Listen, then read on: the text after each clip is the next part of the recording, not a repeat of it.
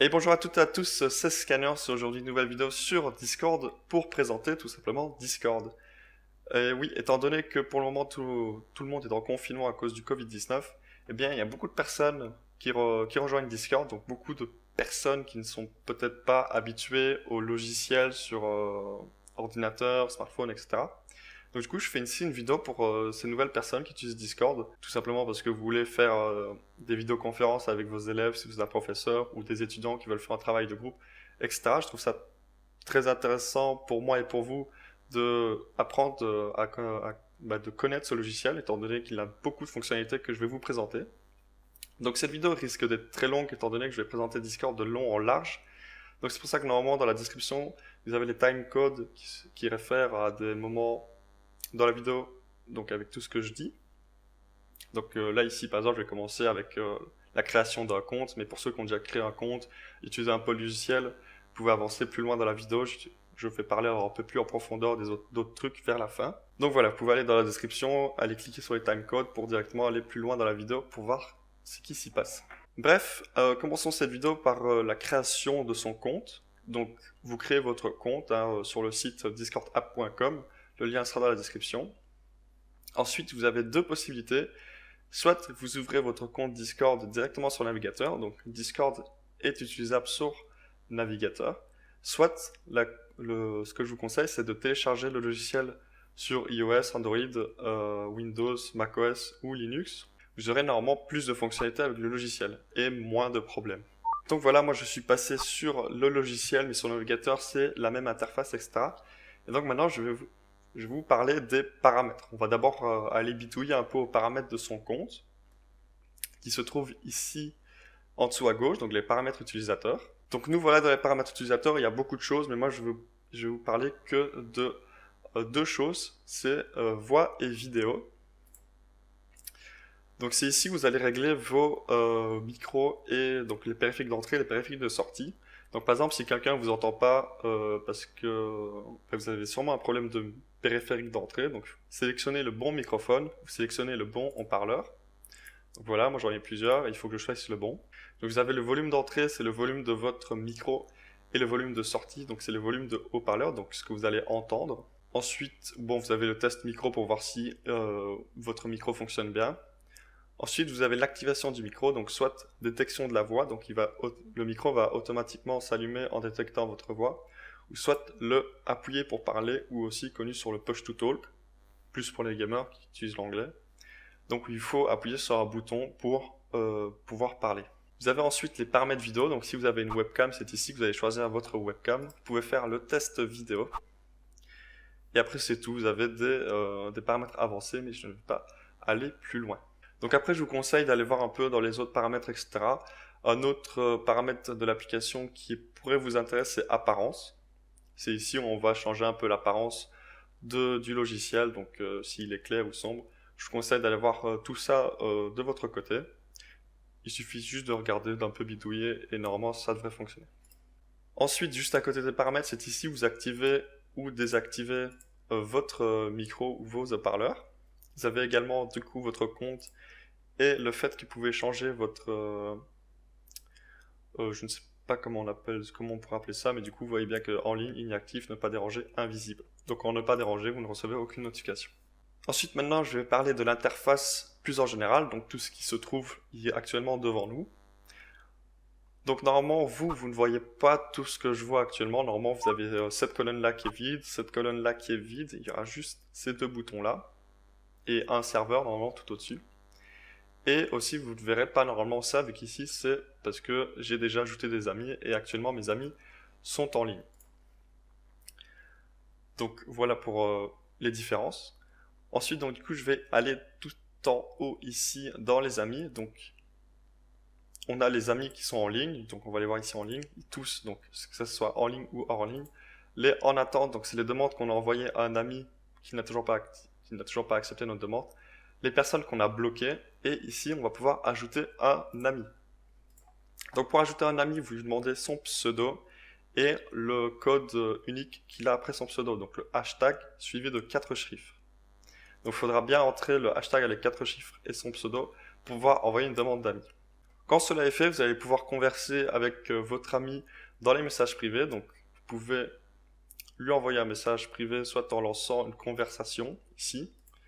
Donc, je peux chercher n'importe quelle personne. Ou alors chercher aussi un autre salon, mais ça, c'est pour les serveurs Discord. Tant que je vous expliquais comment ça fonctionne, bon, bah, ça c'est une messagerie, tout ce qu'il y a de plus normal. Hein. Il y a ici pour parler, ici pour joindre des fichiers. Il y a ça, le petit cadeau, c'est pour donner des Discord Nitro. Donc c'est un bonus sur Discord qui est payant. Je ne vais pas m'avancer plus sur ça, vous pourrez vous informer sur le site. Les GIFs, hein, comme sur Messenger ou bien beaucoup d'autres applications, et les emojis. Ensuite ici, les symboles, démarrer en appel vocal, démarrer en appel vidéo, les messages épinglés, donc c'est des messages qu'on peut épingler en allant dans le petit plus ici. Donc ici, moi, il était déjà épinglé, je peux le désépingler si je le veux. Mais du coup, tous les messages épinglés se retrouvent ici, donc si vous voulez archiver un message, il se retrouve voilà. Le petit icône personne avec un petit plus, c'est pour ajouter des personnes à pas à cette conversation, mais faire un groupe de personnes. Donc même bouton qu'on peut retrouver ici, mais avec un nouveau groupe. Donc c'est pour créer un nouveau groupe privé. Mais ici, c'est pour directement ajouter la personne avec qui on est en train de converser avec une autre personne. Bouton rechercher pour rechercher un message, hein, avec un mot du message. Le bouton mention. Alors ce bouton mention là, c'est ici que toutes les mentions vont arriver. Donc qu'est-ce qu'une mention? Sur Discord, on peut mentionner une personne comme on pourrait mentionner sur Messenger ou encore sur Facebook. On peut également mentionner everyone, la mention everyone qui permet de mentionner toutes les personnes sur un serveur Discord. Donc par exemple sur un serveur Discord on est 100 personnes, je fais la mention everyone, tout le monde recevra une notification. Il y a aussi une mention R, mais ça c'est juste pour indiquer quelque part où se trouve le truc. Maintenant je vais te présenter l'interface d'un appel, donc je vais appeler une personne. Donc voilà, j'ai appelé une personne qui est en conversation avec moi. On a tous les deux coupé notre micro. Bon, en vrai, c'est un compte secondaire que j'utilise pour la vidéo. Du coup, voilà, on a coupé tous les deux notre micro en cliquant ici, je le répète. Et donc, on a deux possibilités. On peut déjà allumer la caméra, ça tout le monde connaît. Et il y a la deuxième possibilité, c'est activer le partage d'écran. Donc, comme sur Skype, pour ceux qui connaissent, on peut activer le partage d'écran et donc partager ce que l'on veut, donc son écran ou une fenêtre spécifique de l'écran, ou aussi streamer un jeu vidéo. Donc ça, c'est si quelqu'un veut voir ce qu'on fait sur un jeu vidéo. Et après ici, vous pouvez revoir les paramètres utilisateurs directement. Donc c'est la même chose que celui-ci. Ensuite, je reviens dans les messages ici en dessous. Donc je vous ai déjà parlé de tout ça. Mais après, il y a une petite fonctionnalité en plus dans l'écriture de messages. C'est qu'on peut faire du markdown. Donc qu'est-ce que c'est du markdown? Je ne sais pas vraiment moi non plus, mais c'est une technique qui permet de mettre des choses en italique, des choses en gras, etc. Donc par exemple, si je fais 2 astérix et que j'écris un message au milieu, eh ben, ça va se mettre en italique. Donc pour tous les trucs de markdown, je vais vous mettre un lien dans la description qui vous renverra vers un site Discord où toutes les manipulations markdown sont écrites pour écrire en italique, en souligné, en gras, etc. Donc ça sera dans la description. Aussi, petite remarque pour joindre des fichiers. Donc Discord se limite l'envoi de fichiers à, il me semble, 8 MO. Donc c'est peu pour s'envoyer des gros fichiers comme des vidéos ou peut-être même des capsules vidéo. Donc pour ça, je vous conseille toujours de passer par un cloud, que ce soit Google Drive, ou aussi WinRAR qui est un cloud, ou Dropbox aussi. Donc ça, vous pouvez toujours passer par les clouds. Ce sera préférable. Maintenant, on va passer à la création d'un serveur. Donc, qu'est-ce qu'un serveur? C'est toutes les choses qu'on voit ici à gauche. Donc, vous pouvez voir que moi, j'ai beaucoup de serveurs. Normalement, le vôtre sera déjà créé tout au-dessus ici. Mais sinon, pour créer un serveur ou rejoindre un serveur, il suffit d'aller ici. Donc, créer votre serveur ou alors rejoindre un serveur. Et pour rejoindre un serveur, vous tapez le lien que quelqu'un vous envoie. C'est un lien d'invitation qui va vous permettre directement de rejoindre le serveur. Donc, soit quand la personne vous l'envoie, soit vous cliquez directement sur le lien, ça va directement ouvrir le serveur, dans vos serveurs, soit vous le copiez ici, c'est ma foi la même chose. Ici, moi, je vais créer un petit serveur donc pour voir les bases. Donc le nom du serveur, le logo du serveur, c'est comme si on crée un groupe en soi, et il va directement vous donner le lien d'invitation du serveur. Donc, ou alors vous pouvez également directement inviter vos amis, ça va envoyer une invite en message privé à vos amis. Si vous n'avez plus, du coup, si vous avez oublié de créer une invitation, vous pouvez tout simplement créer une invitation ici en mettant votre curseur sur le salon. Donc il y aura le petit plus. Donc voilà, ici on a notre serveur, je vais parler de l'interface. Ici à gauche, nous avons tous les salons, donc que ce soit des salons textuels où on peut parler, ou alors des salons vocaux qu'on peut rejoindre. Donc on peut en créer plusieurs. Donc il y a également les catégories, donc ça c'est une catégorie, les catégories salons vocaux, catégories salons textuels. On peut créer plusieurs catégories, donc on peut après organiser son serveur vraiment comme on veut, avec des salons vocaux, des salons textuels, qui sont dans des catégories. Ensuite à droite, nous avons toute la liste des membres, donc c'est ici que va apparaître tous les membres du serveur. Donc moi pour le moment je suis tout seul, mais cette liste va s'agrandir au fur et à mesure que vous invitez des personnes sur votre serveur. Donc ici au-dessus, on a le rappel du nom du salon où on se trouve, donc ici général, et normalement ici à droite, il y aura la description qui va apparaître si vous en mettez une. Donc je vais en mettre une pour tester, on reviendra à cette interface-ci plus tard, mais je voulais juste montrer ça. Donc on peut cliquer dessus pour voir la description en entière. Donc description qui peut vous servir par exemple à décrire à quoi sert le salon. Donc très utile je pense pour les professeurs s'ils mettent un salon avec un nom et qu'ils veulent décrire la marche à suivre sur le salon. Donc ensuite on va aller un peu dans les paramètres du serveur, surtout dans les notifications, car les notifications peuvent être très embêtantes quand on ne s'y connaît pas, donc on va toujours recevoir des notifications, c'est embêtant. On peut tout simplement, en cliquant sur un salon, donc un salon textuel, on peut le rendre muet, donc pendant un laps de temps ou jusqu'à ce que je le change. Donc par exemple, il y a un salon qui ne vous intéresse pas et du coup vous ne voulez pas recevoir de notification de ce salon-là, vous pouvez le mettre en muet et normalement je vais créer un autre salon.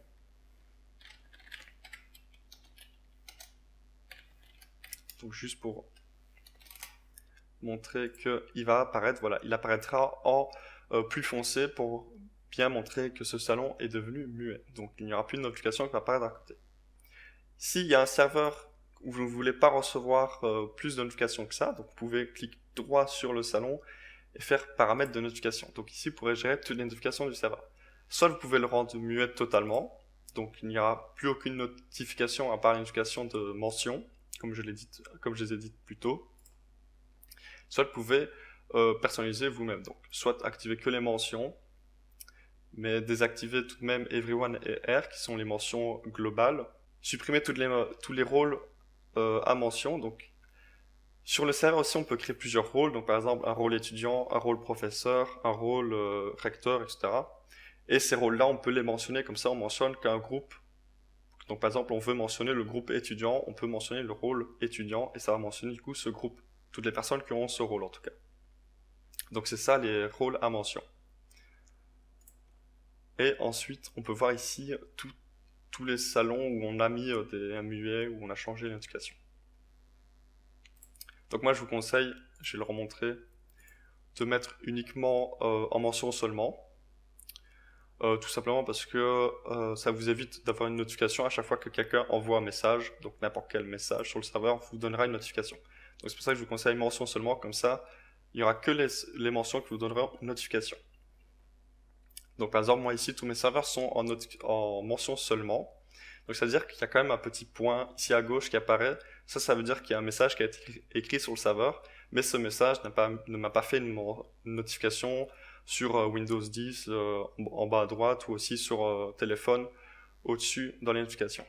Ça permet de ne pas être submergé de notifications. Donc ensuite, il y a les autres interfaces que je vous ai déjà parlé. Donc c'est la liste des membres ici qu'on peut cacher, les messages épinglés du salon, les mentions, et ici c'est la petite cloche. Donc petite cloche qui permet rapidement de rendre muet un salon.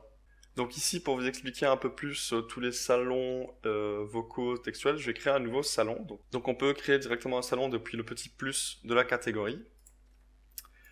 Et je vais choisir salon vocal. Donc les salons vocaux, on peut écrire des majuscules, des espaces et aussi des chiffres, comme ceci. Tandis que salon textuel, en fait, il va enlever les majuscules et les espaces, il va mettre des tirets. Donc ne soyez pas déroutés par rapport à ça, c'est tout à fait normal. Donc là, je vais créer un salon. Donc voilà, on peut voir qu'ici, il y a deux salons vocaux. Donc je peux soit rejoindre l'un, soit rejoindre l'autre. Voilà, je peux changer de salon, etc. Je peux aussi me move comme ça, je peux changer de salon comme ça. Donc ça, après, voilà, il faut jouer un peu avec le serveur pour voir toutes les possibilités qu'il y a. Mais du coup, quand vous rejoignez un salon, il y a une petite interface ici qui va se rajouter en plus, qui permet ici de raccrocher et ici de faire un Go Live. Donc un Go Live, c'est tout simplement un partage d'écran sur serveur. Donc voilà, vous pouvez choisir le salon, l'application que vous voulez partager ou tout simplement l'écran directement. Alors malheureusement sur serveur, il n'y a pas moyen de faire une vidéoconférence. En tout cas, si, il y a moyen, une astuce, mais que je mets dans le petit i au-dessus à droite. Mais malheureusement, cette astuce pour le moment ne fonctionne plus. Donc si vous allez dans mon petit i au-dessus à droite à l'heure quand cette vidéo sortira, il me semble que cette petite astuce ne fonctionne plus. Peut-être qu'elle a été patchée ou peut-être qu'en ce moment elle ne fonctionne plus. Donc en tout cas, si vous regardez cette vidéo-là dans 1 mois, 2 mois, réessayez. Peut-être que ça fonctionnera si ma vidéo est toujours disponible. Sinon, je l'aurais retirée si ça ne fonctionne plus. Bref, voilà, c'était la petite parenthèse pour juste vous dire que les vidéoconférences sur serveur sont normalement impossibles via directement l'interface, mais possibles via une petite astuce expliquée dans une autre vidéo. Bref, maintenant on va passer dans des plus petits détails, donc c'est-à-dire le paramètre, paramétrer son serveur. Donc ça sera ici, on va cliquer sur le serveur, ou alors on peut même depuis ici directement aller dans les paramètres du serveur.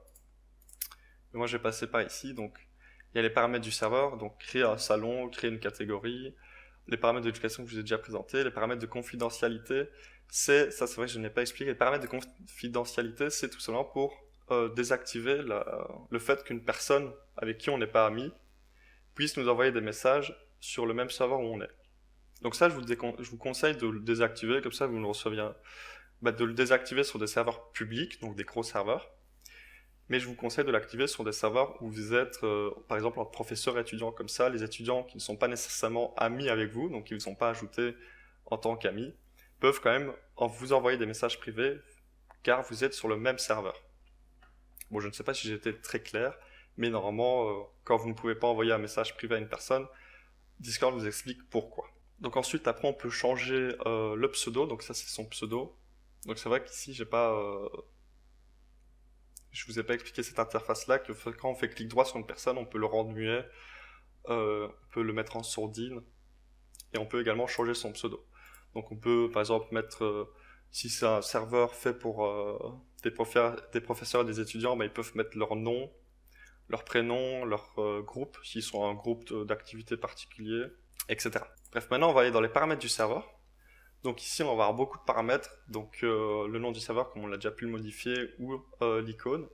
La région du serveur, donc normalement la région du serveur, ça va être celle la plus proche de vous, mais si vous avez des problèmes de connexion, etc., ça peut être bien parfois de la modifier dans d'autres pays, donc la Russie, le Brésil, Singapour.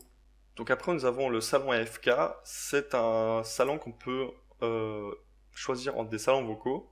Et ce salon AFK, en fait, c'est si une personne qui est en vocal depuis plus de 5 minutes, on peut choisir. Donc, par exemple, je veux dire que salon 1, c'est le salon AFK. Si une personne est dans un vocal depuis plus de 5 minutes et qu'il n'a pas parlé, il va être déplacé dans ce salon AFK. Salon où il ne pourra plus parler, et donc il suffira juste qu'il se déconnecte. Mais il n'est pas, je pense que pour la majorité, il n'est pas très intéressant de mettre un salon AFK. Alors, les salons de messages système, c'est les messages de bienvenue quand quelqu'un rejoint le serveur. Donc, il me semble... Oui. Moi, malheureusement, je n'ai pas d'exemple ici, étant donné que je suis seul sur le serveur et que j'ai invité personne. Mais normalement, quand quelqu'un rejoint le serveur, Discord va écrire un petit message en indiquant que Tatata a rejoint le serveur avec des messages d'accueil aléatoires, comme il le dit. Donc ça, on peut désactiver les messages d'accueil aléatoires. Ou aussi... ça, c'est un boost serveur, en fait, ça permet d'avoir des nouvelles fonctionnalités sur son serveur, mais qui n'est pas ici intéressant que je l'explique plus en profondeur. Je vous invite à aller voir sur le site de Discord pour plus d'informations sur les boosts. Et donc ici, vous avez les paramètres d'utilisation par défaut. Ensuite, nous avons les rôles ici à gauche. Donc ici, c'est donc ce que je parlais, les mentions rôles. Donc on va pouvoir créer plusieurs rôles. Alors je vais créer un rôle étudiant.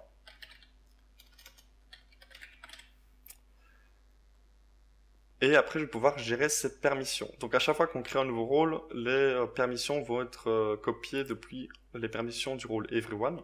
Donc le rôle Everyone, c'est entre guillemets le rôle que tout le monde a, mais il n'apparaît pas forcément.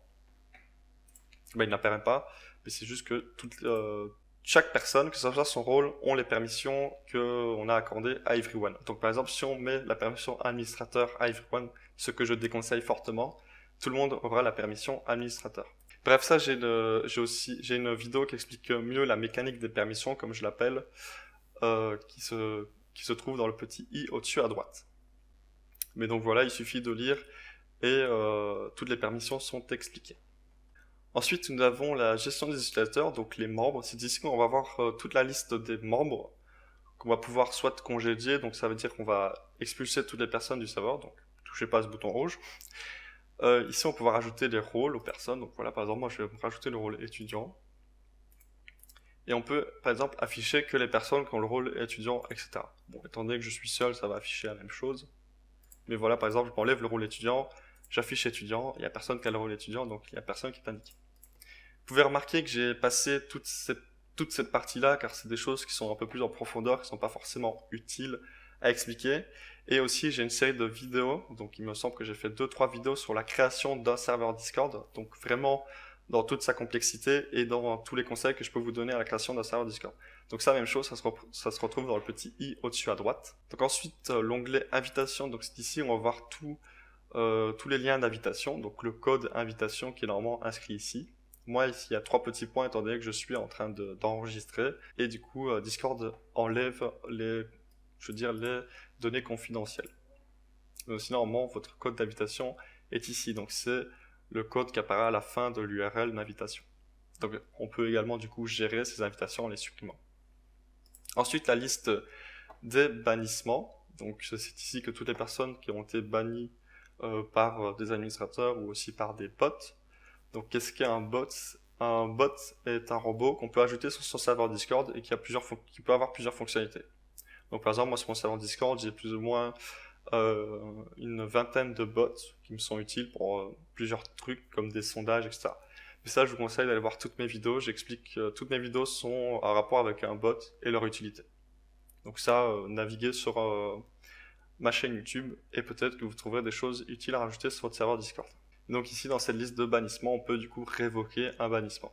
Et après, le dernier bouton qui permet bien sûr de supprimer le serveur. Maintenant, on va passer à l'organisation des salons et la création de ceux-ci. Donc comme j'ai déjà pu vous montrer, on peut tout simplement créer un salon textuel ou vocal ici, suivi de son nom. Donc je vais plutôt écrire test. Voilà, on peut mélanger les deux types de salons. On peut également du coup créer une nouvelle catégorie en cliquant au-dessus. Créer une nouvelle catégorie, donc je vais l'appeler par exemple devoir. Et donc du coup, on peut pouvoir créer des salons là-dedans. Salon qu'on peut également paramétrer. Donc, je vais modifier le salon, vue d'ensemble. Donc, le nom du salon, le sujet du salon. Donc, c'est la description que je vous ai montré un peu plus tôt. Alors, le mode lent, c'est un mode qui permet de éviter les spams. Donc, c'est-à-dire que si par exemple je mets le mode lent à 5 secondes, une personne pourra envoyer un message tous les 5 secondes dans ce salon. Donc voilà, ça évite d'avoir des spams, etc. Donc ça peut être utile aussi, par exemple, si vous faites un salon où une personne... bon non, j'ai plus, mon exemple vient de s'envoler. Mais ça peut servir à d'autres choses. Je n'ai plus d'exemple là. Alors, salon NSFW, je ne vais pas en parler, je ne pense pas que c'est utile d'en parler, mais n'activez pas cela. Ensuite, il y a les permissions, donc on peut également gérer les permissions uniquement dans un salon. Donc par exemple, si vous voulez créer un salon où les personnes ne peuvent pas envoyer de messages, et ben vous cliquez juste sur la petite croix ici, et vous faites enregistrer. Normalement, les personnes ne pourront plus écrire dans ce salon. Donc ça, même chose, tout ce qui est permission, je vous conseille d'aller voir ma petite vidéo qui est dans le petit i au-dessus à droite sur la mécanique des permissions, car c'est quand même assez complexe et peu de personnes s'y retrouvent. Et donc également, on peut ajouter des rôles ou des membres pour faire les permissions.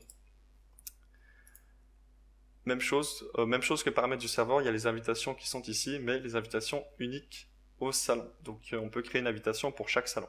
Et ensuite, les webhooks, c'est quelque chose de plus compliqué à expliquer, qui n'est pas forcément utile pour tout le monde, donc je ne l'expliquerai pas dans cette vidéo. Et après, supprimer le salon. Donc ensuite, on peut, en faisant clic droit sur le salon, on peut créer un lien d'invitation comme le petit symbole ici. On peut dupliquer le salon, donc ça va dupliquer le salon, donc son nom et les permissions qui ont été mises dedans. On peut du coup créer un nouveau salon textuel, supprimer le salon et copier l'identifiant. Ça, normalement, copier l'identifiant pour ceux qui viennent de créer un compte Discord, ça n'apparaît pas et ça ne vous est pas vraiment utile pour des débutants. C'est plus pour si vous utilisez vraiment Discord en fond et en large. Aussi, une chose que j'ai pas parlé, c'est qu'il y a aussi des permissions sur les catégories. Donc quand vous faites des permissions dans les catégories, à chaque fois que vous créez un salon dans cette catégorie-là, ce salon sera décalqué des permissions de la catégorie. Donc voilà, je pense que je vous ai tout dit. J'espère que maintenant vous compreniez mieux ce logiciel. Donc pour ceux qui sont toujours à ici dans cette vidéo, je vous ai donné un exemple de serveur, sur par exemple mon serveur Discord. Donc voilà à quoi pourrait ressembler un gros serveur Discord avec beaucoup de salons, beaucoup de catégories. Donc voilà, ici par exemple j'ai ma catégorie accueil, que je peux soit réduire, soit augmenter, où j'ai tous mes salons, etc. Donc oui, pour ceux qui viennent de découvrir Discord, ça peut paraître beaucoup de catégories et beaucoup de salons. De fait, il y en a quand même un certain nombre, mais voilà, c'est juste que j'ai séparé beaucoup de choses, etc. Donc après, voilà la liste. On peut du coup ici également séparer les rôles, que je ne vais pas nécessairement montrer, mais c'est dans les permissions, tout est écrit. Voilà pour l'exemple. Et du coup, je vais montrer aussi, par exemple, comment on mentionne une personne ou un rôle. Donc, on fait le petit arrobase, et ensuite, le Discord va nous proposer des membres à mentionner. Donc, par exemple, moi, par exemple, d'autres utilisateurs, ou également les rôles qui sont tout en dessous. Donc, par exemple, voilà, je vais me mentionner moi. Et du coup, cette mention va apparaître, ça va mettre le message en surligné orange. Donc, comme ça, il ressortira du lot. Donc aussi, vous pouvez voir ici à droite ces personnes qui ont un petit truc bot. Donc, c'est les bots que je parlais tout à l'heure. Donc, pour donner des exemples, par exemple, ce bot-ci permet de mettre de la musique sur votre serveur. Celui-ci permet de faire des sondages en une commande. Donc, vous inscrivez la question et les réponses au sondage et vous pouvez faire un sondage très rapidement via Discord, etc. Donc, il y a beaucoup de bots pour beaucoup de fonctionnalités utiles sur vos serveurs. Donc, pour ça, comme je vous l'ai dit tout à l'heure, allez voir ma chaîne YouTube. J'ai expliqué tous les bots qui peuvent apparaître ici, sur la droite. Donc, sur mon serveur Discord en l'occurrence. Donc voilà, cette vidéo est vraiment finie, je n'ai plus rien à dire, à part de faire comme d'habitude pour ceux qui me suivent, de liker la vidéo, de vous abonner à ma chaîne YouTube, ça ferait extrêmement plaisir. Donc vous pouvez aussi venir sur mon serveur Discord si vous avez des questions à me poser, à mon équipe et moi, nous serons très heureux de vous répondre. Ou également dans les commentaires de cette vidéo, je répondrai, mais par contre tout seul, donc du coup ça prendra peut-être plus de temps, vu que mon équipe n'est pas forcément dans les commentaires pour y répondre. Bref voilà, je vous dis à une prochaine vidéo, c'était Skyners, bye bye.